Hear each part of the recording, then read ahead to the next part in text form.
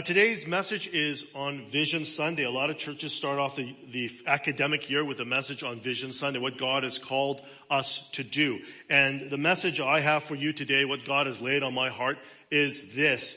How do we become an intergenerational church? Intergenerational church. I'll start off with a question. Does anybody know what this dish is? Oh, come on. So shy. Some of you love this dish. Some of you hate this. Yeah, Union Fun, right?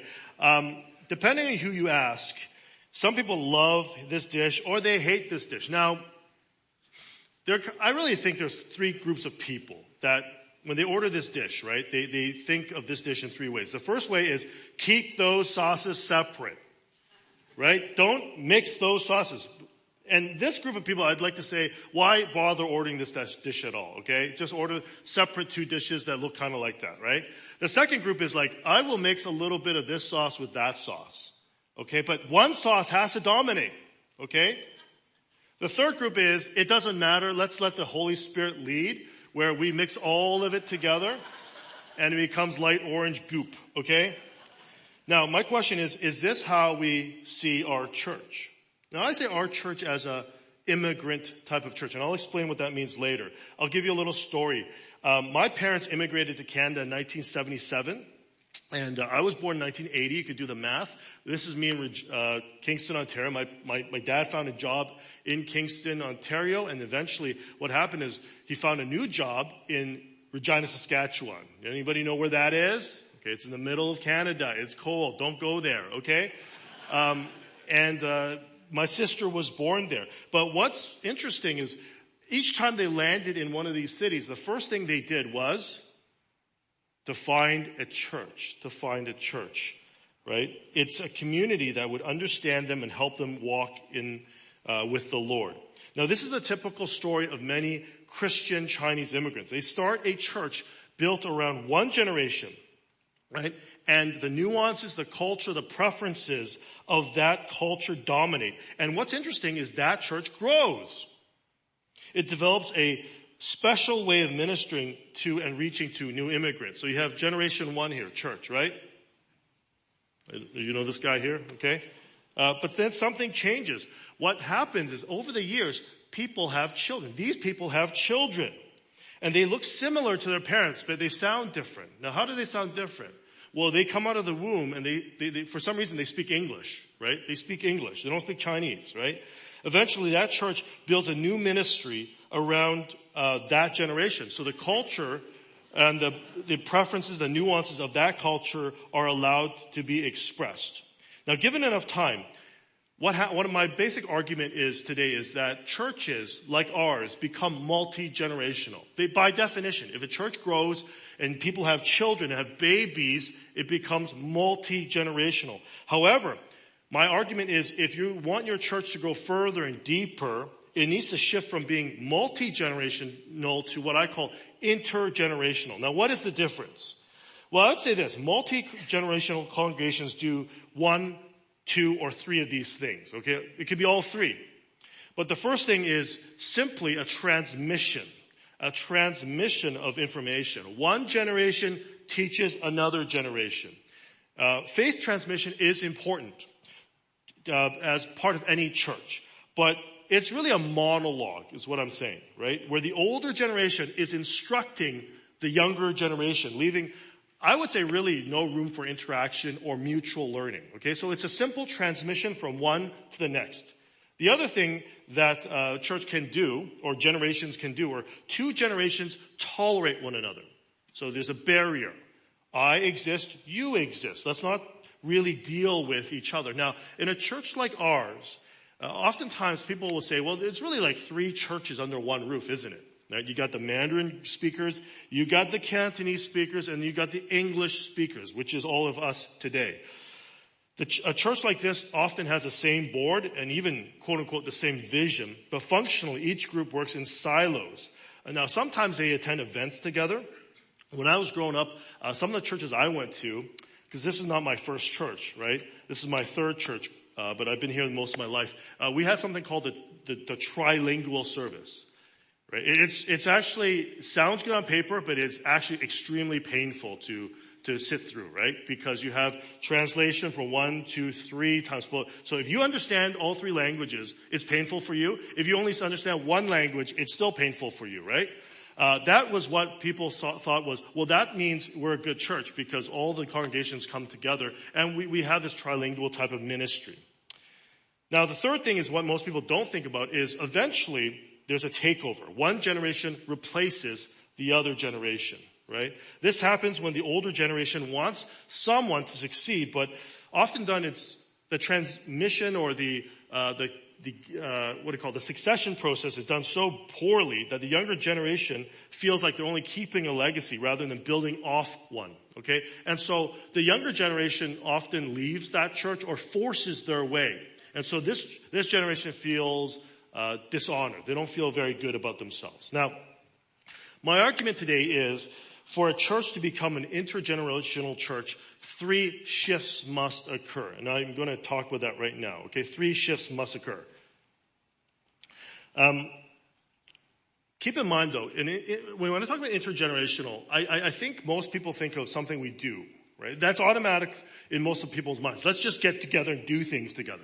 But it's really something we become rather than something we do, okay? Yes, it's something we do, but it comes out of something deeper in your heart. So I want to talk about that today. The first shift I'm going to talk about is the shift from transmission to conversation.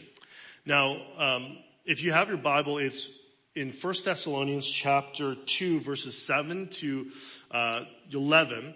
That's my main passage. Now here, Paul talks to the church and he explains what an intergenerational ministry looks like. Now, he's not using these words, but if you look at his words carefully, he does talk about the dynamics between older and younger people within a church and how are they supposed to interact with each other and deepen the faith of that church, okay? So the first shift I want to talk about is from the transmission of information from one culture to the next to a conversation between cultures, okay?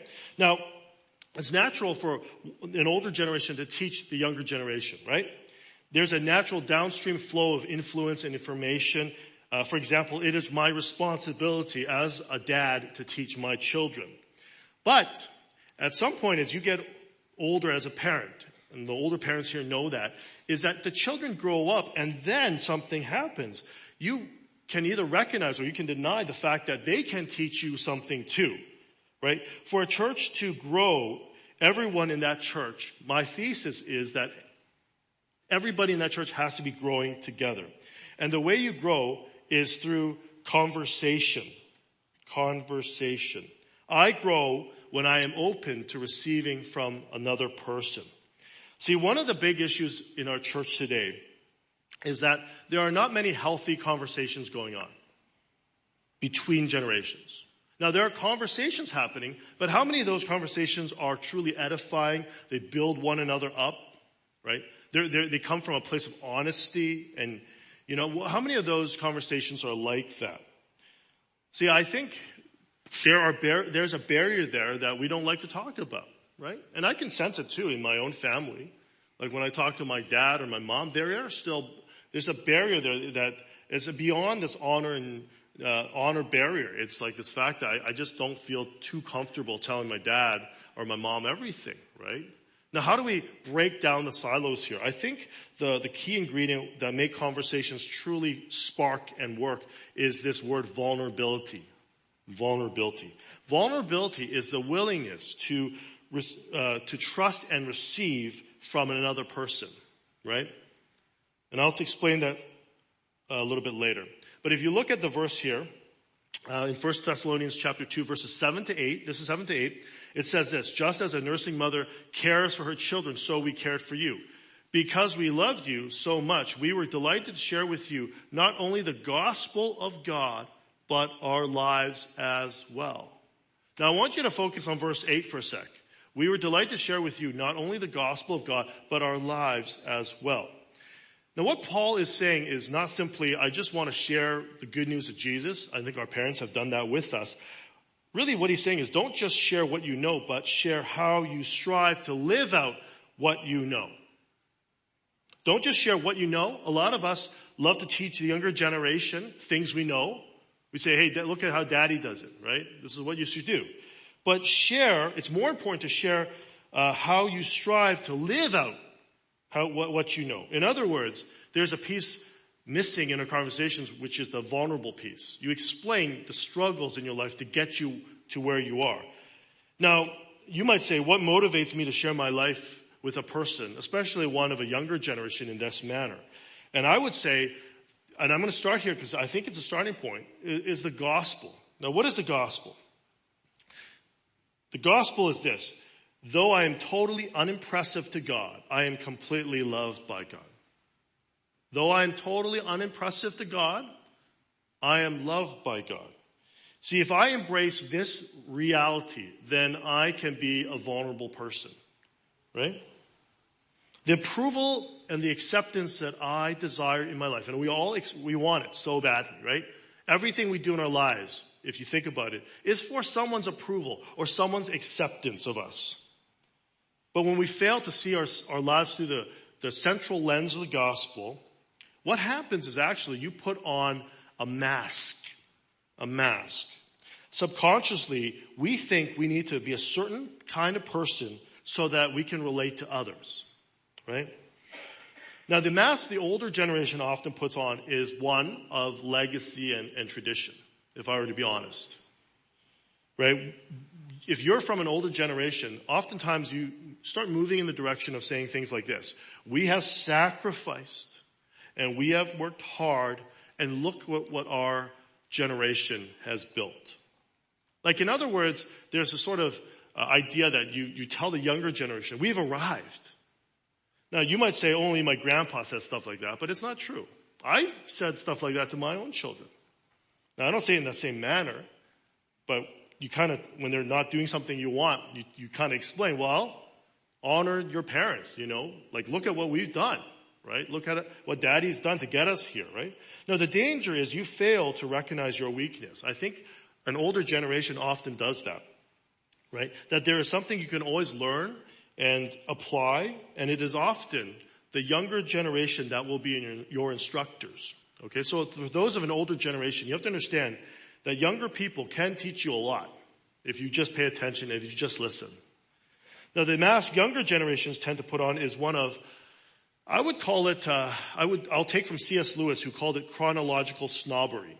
What he meant by that is, he said that younger generations often think that things of the past are simply inferior, right?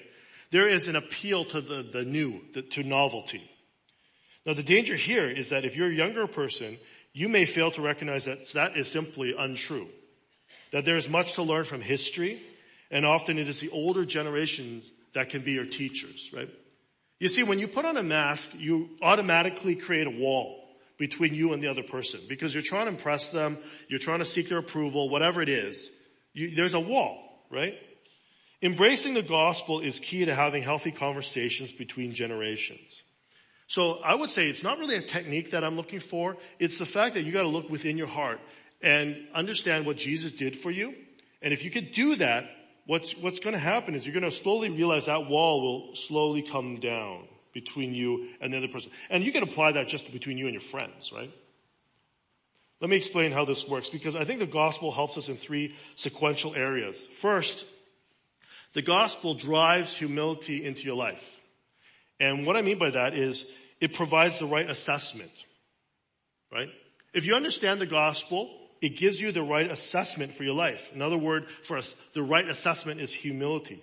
Humility is when you have the right assessment of yourself. In other words, you agree with what God says. See, when you are humble, you are actually strong. You have the strength to admit the truth about yourself, to be honest with your mistakes and your follies and your weaknesses and your sin. Right? A prideful person denies the assessment God has of their life. God says you should be humble because you're a sinner. And you say, well, I'm not, right? Or I say, I'm not that bad of a person. And you disagree with God's assessment of you. So you're a prideful person. And the Bible says God lifts up the humble and puts down the prideful, right? What happens is if you have the right assessment, then you have something else. You have the right attitude. You have honesty. Now, what does it mean by honesty? Honesty is different than humility. Honesty is the ability to be straightforward about your feelings and your fears, right? And the only reason you can be honest is there's no real reason to hide them anymore. Like the reason why a lot of people are dishonest is because they fear that if I'm honest with my true, the things that are happening in my heart, someone's going to reject me, right? Someone will look down on me. Someone will, even God himself will not like me, right? If you have the right assessment, it leads to the right attitude, and then what happens? Well, then it leads to the right action, which is vulnerability. Vulnerability is when you can surrender your mask. That's what I'm talking about here. When you can surrender your mask, this is what it means. You can muster enough courage to lay yourself out there knowing you cannot control the outcome. Right? A lot of times what you notice is between generations, people are trying to, and when you're talking to them, they're trying to control the outcome of the narrative. Right? So it's not really a conversation. It's just transmission of some kind of information. See, when you are vulnerable, you allow yourself to be open to whatever others have to offer you. Now that's scary, right? If I am vulnerable and I'm listening, I'm not just talking, I have to be open to what you are going to say to me. I don't know what you're going to say to me. It could be helpful, it could be unhelpful, but the point is I am vulnerable. And when you are vulnerable, what happens is you're open to relational growth. A lot of people are not growing because they're simply not vulnerable to input or things that other people have to say to you, right? Like how many of us would be open, especially if you're from an older generation, open to what a younger person would say to you, right? Or would you just exert power over them and just tell them, please don't talk to me anymore about these things. I know what I'm doing, right? Let me say this. Vulnerability has enormous power. It is actually the key ingredient to kickstart healthy conversations in our churches and our families today. Now, you can always impress people with your strengths, but to truly connect with another person, you need to do it through your vulnerability. Have you noticed that? Like I could brag about how good I am and all these things that are working out for me. And you can impress a lot of people. A lot of people are like, wow, that's amazing. Right? But you don't know what's going on in their mind. You can only connect with someone through your vulnerability. So let me just give you a quick exercise here. If you're talking about just in general, instead of asking, can I help you? If you're from an older generation especially, you normally ask this question, can I help you? Right? This is the harder question to ask. Can you help me? Can you help me to understand why things are going on? Give me your opinion on that. I don't really get it, right? Because here's what happens. The question, can I help you, is an act of service. The question, can you help me, is an act of vulnerability. What happens is this. The result is gratitude. If I help you, you're going to be grateful, yeah? But if you ask this question, can you help me? Actually, the result is trust. Trust. You want this for conversations to happen. This is good, but conversations won't happen over this. You need trust. So the first thing I would say is we need a shift from transmission to conversation.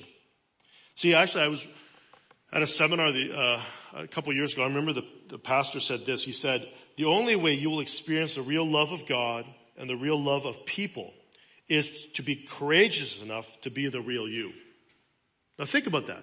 The only way you're going to receive God's love and receive love from other people is actually you have to muster enough courage to be the real you. To really feel that love of God. To really feel the love of other people. You need to be the real you. How many of us are the real us when we're talking to someone else? That we're open and we're real and we are open to the weaknesses of others, and we're also revealing some of ours. Now, you got to do it appropriately, but my point is to have a true conversation with someone, you got to be more open, you got to be vulnerable. Okay? The second shift I would suggest we think about is the shift from tolerance to collaboration. Now, this is from verses 9 to 10. Now, tolerance seems like a loving act, but it actually is not. It is actually the opposite of love. The opposite of love is actually not hatred, it is indifference. And some would say it's tolerance. How many of us simply tolerate someone from another generation? Right? God calls us actually to do more than tolerate. God actually calls us to do the opposite, which is to love. See, our churches are really obsessed with language in so many ways. I'm going to be real honest with you. The number one comment I get when I go to the other services to speak is, ironically, not anything to do with my message, but this. It's to speak more Chinese. Right? They just want me to speak more Chinese. Right? They always say that. Now, I understand what they're saying. They're basically saying this. We want you to love us and to understand us. And I always say, I'm trying, okay?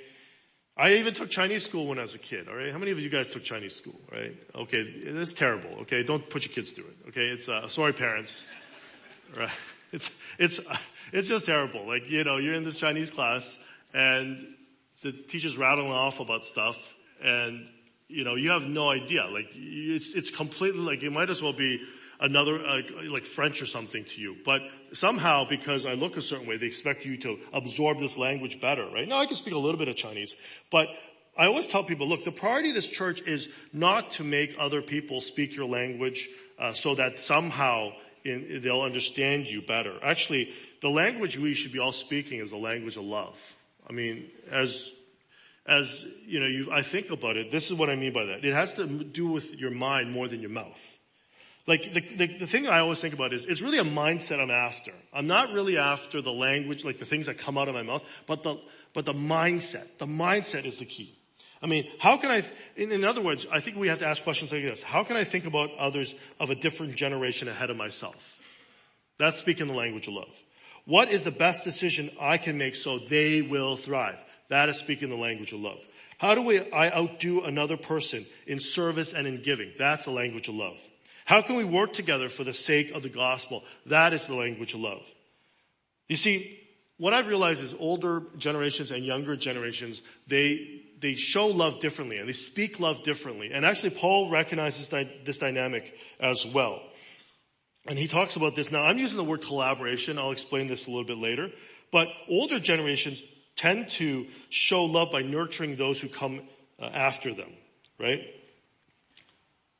Look at verse 9 for a sec. Do I have it here? Yes. Surely you remember, brothers and sisters, our toil and hardships. We work night and day in order not to be burdened to anyone while we preach the gospel to you. Now, what is he saying here? What is Paul saying? He's really talking about substitutionary sacrificial love, right? He's saying, look, and if as a parent you understand this, your children will only grow if you sacrifice for them. If you sacrifice your independence, your desires for the better part of 2 decades. If you don't sacrifice, if you don't suffer temporarily, if you choose to live for your own happiness, they will actually be left to suffer tragically, right? It's either they suffer or you suffer. So as a parent, what you're trying to do is, you say, my commitment is that I will suffer so that you will benefit. And all parents understand this. Now the good news is, if you just look at this verse, when I look at this verse, I actually really feel this verse in our church. I really do. Like, I feel like the value is already ingrained in the culture of this church. Older generations do sacrifice in this church. Right? And I would just want to say thank you to you. Like, if you're older than me and you've sacrificed for me, I want to say thank you. Right? Now, I realize I might be the older person in this group, but I want everyone to thank those who have gone before them. Because why? Because they have shared the gospel with us. They have carried our burdens. They have taken hits and absorbed criticism for us, and they've stood up for us, and they've anticipated our needs, and they have nurtured us. And so this dynamic needs to be present in a church, okay? The second thing is younger generations show love by honoring those who have come before them. And if you look at verse 10, it says, you are witnesses, and so is God, of how holy and righteous and blameless we were among you who believed. Now, Paul here deliberately highlights the work of his companions. And he uses the word witness. The Greek is martis, which means someone who has experienced something and can testify to it. So he's saying if you have witnessed someone who has nurtured you, what should your response be? Your response actually should be to honor them, right? He says, look, you've done all these things. You're witnesses, and so is God of all these things. So the natural response Paul's trying to get at is there should be some kind of love and honor to these people. Now, honor is what? It's an intentional choice to treat someone with respect because of who they are and what they've done. And it conveys a public or communal type of meaning. It seeks to enhance the characteristics or the reputation of another person. Now, practically, honoring could mean we speak well of others in front of them. We consider their opinions before making decisions. We respect their desire to see themselves in us. And in other words, we give them credit for the good characteristics that are in us. I mean, this dynamic has to be present in a church if you were to see this church grow. This will build a strong church. Now, I think in general, what I love about our church is that I feel like the dynamics are already present in our church, right? But let me just take it a little bit further. Imagine how more meaningful it would be if it were to take place in the context of ministry collaboration. That's what I'm trying to get at. Like, you can nurture and honor someone from a distance. Like, I could speak kind words about someone. We could do things without them knowing. But the true test of love is actually when there is room for disagreement, when decisions have to be made. And I believe strongly this is what's missing in most churches like ours. There is no platform for true ministry collaboration. Now, we're working on it, but there is no true platform. Now, most of the time what I notice is when we meet together to do things, it's usually to report things or to delegate more work. But that's not what I mean by collaboration, right? Collaboration is really, like if you picture something like a dance. Now, most of us, I don't know, maybe you guys dance, I don't, but dances work when one person plays off the energy and the vibe of another person. There is an interaction, there's playfulness, there is trust. Dances involve mutual submission, giving and receiving, leading and following. And what makes a dance fun and what makes a dance work is there's a willingness to change course. Now, isn't that the definition of collaboration? Sometimes one partner will lead an experiment and sometimes the other will as well. And so my basic point here is that we need to be dancing with one another. Older generations need to be interacting and collaborating with those of a younger generation. Now, I'll give you an inside look of our church, actually. At our church, we intentionally make all staff serve dual roles. Dual roles. So they are a pastor of a people group, which is a language group, right? So if you look at our pastors here that you know, they're all pastors of this group, yes? But each pastor, if you don't know, they are actually part of what we call a purpose group. So a purpose group serves to develop a ministry across the entire church. Now, right now, because of our we're a little bit short on staff, I'm actually in the missions department as well, if you know that, okay? So on Friday, we went to this restaurant down the street called, I can't believe this is still the name, the Choice of the Orient, okay? We went to this restaurant, this Cha Chan Tang, and it was the missions group that met. So it was me, Pastor Steve, it was a pastor from the Mandarin group, and 3 pastors from the Cantonese group. And we had to talk about a bunch of things. Now, let me just tell you, it is difficult when people of different cultures, different generations interact. There's a point where I had to bring out my phone and use Google Translate and set it on the mic setting so I'm going to listen to exactly what she's trying to say. It's difficult. And some would you say, why would you intentionally build the church this way? Like, I mean, wasn't it easy to just keep everything separate? Right? Just keep everything separate. Everybody's kind of happy. But I see great value in it. And I think actually when something's of a value, you're willing to suffer for it. And willingly. And I'm willing to suffer for it. Because once a month we gather our group together and we only do a couple things. Number 1, we learn about each other's ministry context. Number 2, we share a lesson we've all learned. And number 3, we work on one initiative that can be applied to all people groups. So if you were here in July, there was that big fun event. Anybody go to that? It was in the church parking lot. A couple thousand people attended. That's the result of the missions group collaboration. Like, that's not the result of one group saying, we'll do it. You guys show up if you want. It's actually all 3 language groups coming together to do something important. Right? That's actually out of the missions base, right? Our missions department. See, I'm actually proud of our church because we are actually embarking on a journey. We're trying to do the harder work. Because it's easy to stay in your lane. It's easy to tolerate someone who you simply don't understand. That's easy. Anybody can do that. But the harder work is actually trying to develop a system, trying to work together where you're actually disagreeing at some times. You don't understand each other at other times. Right? That's when the gospel, to me, peeks through and shines through. Because what bonds us together is not language, but love.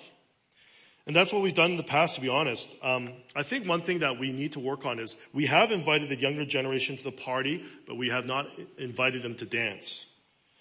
And I believe the future, not of just of this church, but of many churches, rests on the building platforms where generations must collaborate together, where they're forced to honor or not honor each other. They're forced to nurture or not nurture each other. They're forced to flesh out ideas together. They're forced to practice love and forgiveness and let go of control and learn. I believe if you're looking for a reason why this church is unique, I believe it's because we're trying really to be ministry partners and ministry collaborators. The last thing I want to talk about is the last shift is from takeover to partnership. Now, if you can establish conversation with a person of another generation, you can collaborate with them in love, then what are you building toward? You're building toward partnership. Now, the question I get asked sometimes is, how do you define success in ministry? And usually, well, look how big your church is, or look how much money you've raised. I actually do not believe those are smaller indicators of effectiveness, but actually I believe the biggest indicator of success is actually when you can develop a partner in ministry. Partnership is when two parties come together and work towards a shared destiny. That's how I define partnership. See, the temptation for most people is to simply build a pupil. A pupil is someone who follows in our footsteps, right? Now, initially this is what we want, right? If you're a teacher here, you want a pupil.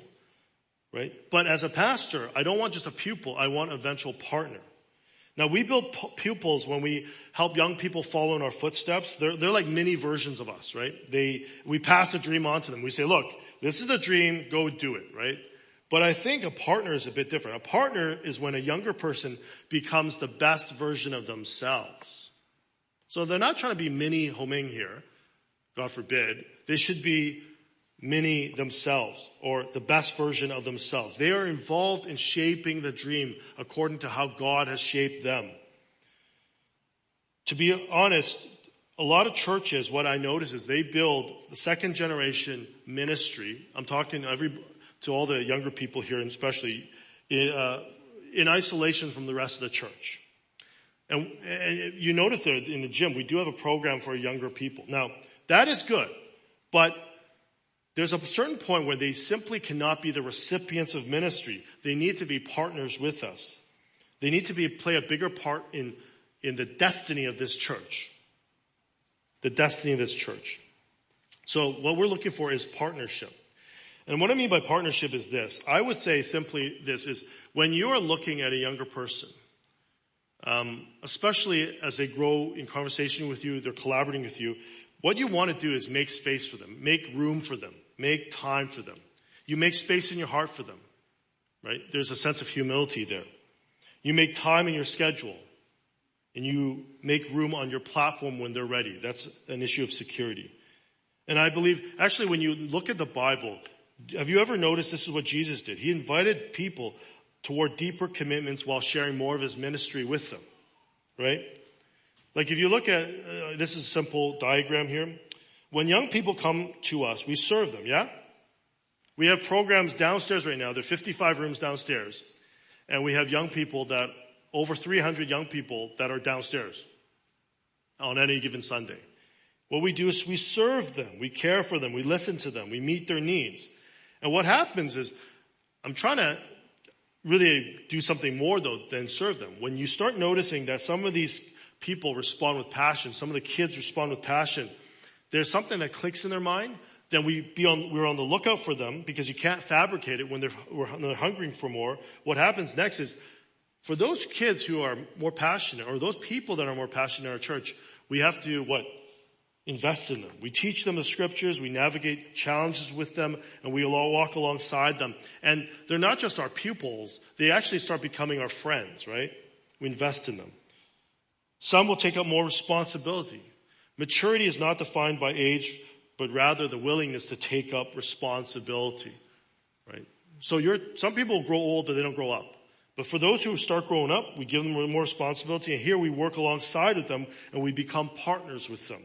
We dream and shape the future together. They become co-laborers. See, if you're talking about vision, the vision of this church is that we are not just trying to retain people. You're trying to build partnerships with people, okay? Now, you might say, how do we build partners with them? 1 Thessalonians simply tells us this, and we know that we treated each of you as a father treats his own children. We pleaded with you, we encouraged you, and we urged you to live your life in a way that God would consider worthy. Now, if you look at this passage, all these verbs here have a prefix in front of them in the Greek, which is para, which literally means next to. In other words, when I plead with you and I encourage you and I urge you to do something, I got to be next to you, right? Proximity matters, according to Paul. Celebrity culture actually uses the opposite mechanism, which is this: influence without proximity. That's what celebrity culture is, right? But ministry is very different. It is influence with proximity. See, people are far more influenced by seeing what you do up close than hearing what you say from a distance. That is why I believe the influence of celebrity, though alluring, is never deeply transformative. And at a church, it's very different. What we're trying to do is get alongside people, show vulnerability, build up trust, and eventually share the dream that we have with them. And we collectively work towards a goal together.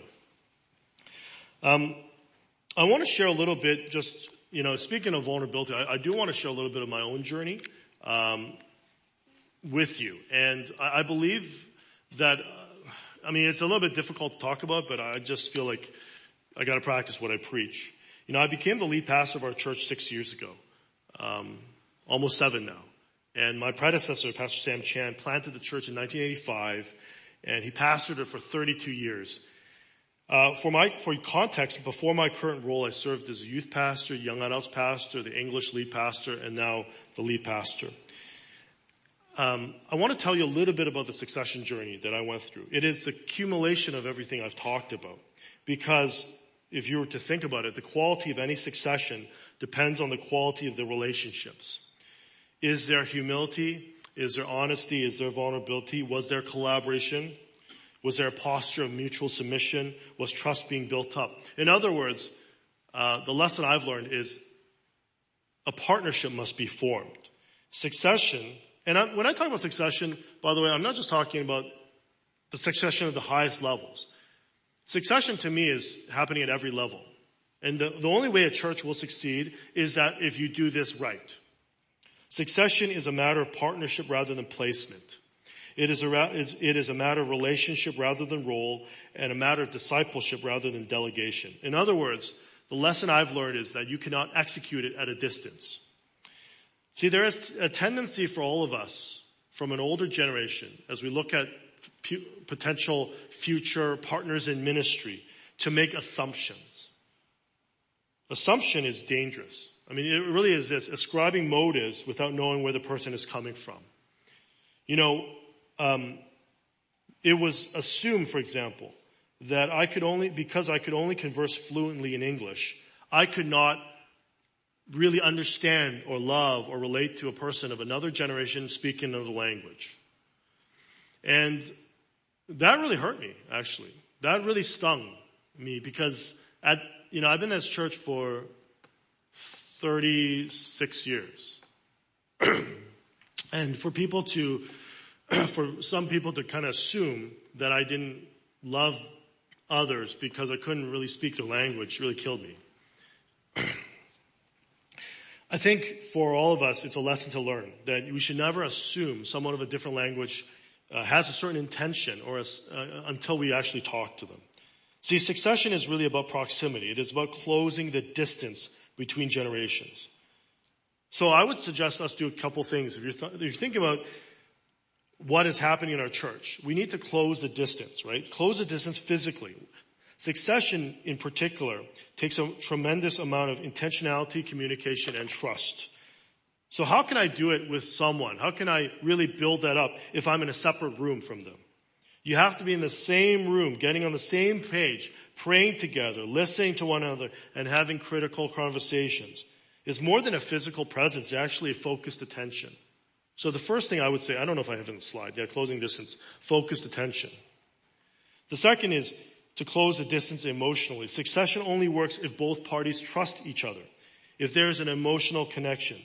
That's why practicing vulnerability is a critical thing. It means admitting our mistakes, spelling out our fears, and sharing our dreams. In our culture, we tend to be quite closed off, and I find this is often missing in our churches today. Like, we don't want to do any of these things because it's difficult. It's hard. It makes you uncomfortable. Lastly, you got to close the spiritual distance. What I mean by this is God is in charge of the church, and He's in charge of any succession. Do you trust Him? Do not force your plan in place. There tends to be a fantasy. By the way, if you're like an older leader here and you're thinking about who's going to succeed me or who's going to do it with me or for me eventually, I think there's a tendency to forget who God has given you. You have to start developing those who you have and respecting them and appreciating for them for who they are. Close the distance and lengthen the duration is what I would like to say. Next year is my 7th year as a lead pastor. My succession journey was actually quite difficult and painful, if you haven't heard from my voice. And the only thing that kind of kept me going is really Romans 8:28. That verse that says that God works for the good for all those who love Him. And it's so cheesy to say that, but I kind of in my mind just had this idea that even though there was strife between generations and there was miscommunication, there wasn't really a good level of trust there. I knew that God had a good purpose to take me through it. See, I really hope at the end of the day, our journey through this process of being an intergenerational church would be one that is inspiring to other churches. Not because we're so good and because we got it together, but because despite our weaknesses and shortcoming, God is still working everything out for our good. In conclusion, let me just say this. I've been part of this church for so many years. It's an immigrant church. It started as an immigrant church. It has been an extraordinary blessing to me. I am who I am because of it. And let me just say this. There is so much good embedded in this church. If I think about it, there's so many unique gospel expressions are embedded in a church like ours. We are resilient people. That a lot of times it comes from an immigrant background, right? You're resilient. We are resourceful people. We are a family that loves food and fellowship and welcomes strangers and refugees. That's in our DNA. That's in your heart. But we also have unique challenges. We haven't been honest and healthy. We haven't engaged in honest and healthy conversations between generations. We haven't collaborated and found unity about future goals. We haven't put in the time for discipleship and mentorship and ensuring good succession. There are challenges ahead of us. But I believe this. I believe that God has put our church here for a really special reason. Because if you think about it, Canada is the most multilingual, multicultural, multi-generational mission landscape on planet Earth right now. Toronto in particular. The world is at our footsteps. So the only question I have is this. Could a church like ours be a leading voice in reaching such a unique mission field with the gospel? I think the answer depends on what we do today, what we set in motion today and in tomorrow. Conversation, collaboration, partnership, these are the words that are in my heart. I pray that we can start thinking about it, praying about it. We're going to sing a song now, but let me just pray and conclude. Father, thank you for your grace in our lives. And as I look upon the history of our church, I realize there's so much good here. That you've built different generations, different cultures, different people to come together. And it's been a journey. It's been a whirlwind of emotions as well. But, Lord, we see that this is a mosaic that you're building that is beautiful. It's a tapestry that is beautiful, that you're weaving. And, Lord, I pray that we be humble, that we would learn to speak with each other and to each other and listen to each other. We would be collaborating on ideas together because as we collaborate, better ideas will come. I pray, Lord, also that there would be a sense of partnership, a real sense of it, that we have a shared destiny together, that whether you're older, you're younger, you're from a certain ethnic background, you're from a certain different place in the world, we could still come together and honor you and serve this city and bless the city. Lord, thank you. Thank you for making us a church the way you've made us. And I pray this church will be a big blessing to not just ourselves, but people around us. In your son's precious name we do pray. Amen.